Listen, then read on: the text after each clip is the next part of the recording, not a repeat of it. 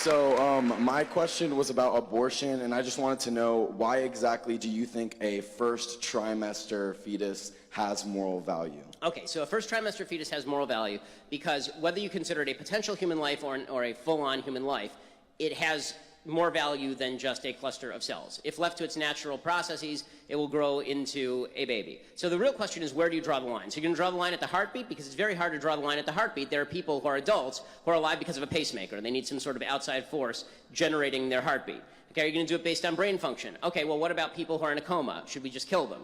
Right? The problem is, anytime you draw any line other than the inception of the child, you end up drawing a false line that can also be applied to people who are adults.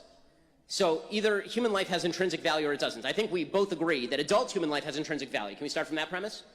I believe that sentience is what gives something moral value, not necessarily being a human alone. Okay, because, so when you're asleep, can I stab you? I'm still considered sentient when I'm asleep. Okay, if you are in a coma from which you may awake, can I stab you? Well then, no. I guess not. I mean, like, I'm glad you answered that, because I have no interest in actually murdering you. But that's still potential sentience, and it's still a potential. Like, I agree. Like, it is potential sentience. You know what else is potential sentience? Being a fetus. The issue with that.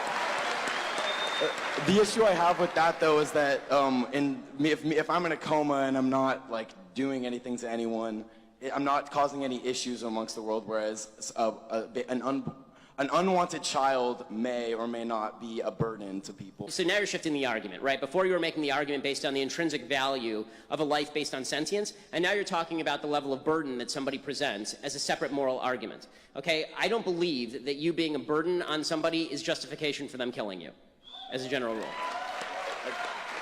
I'll leave it at that, but I appreciate you and thank you. No, thanks.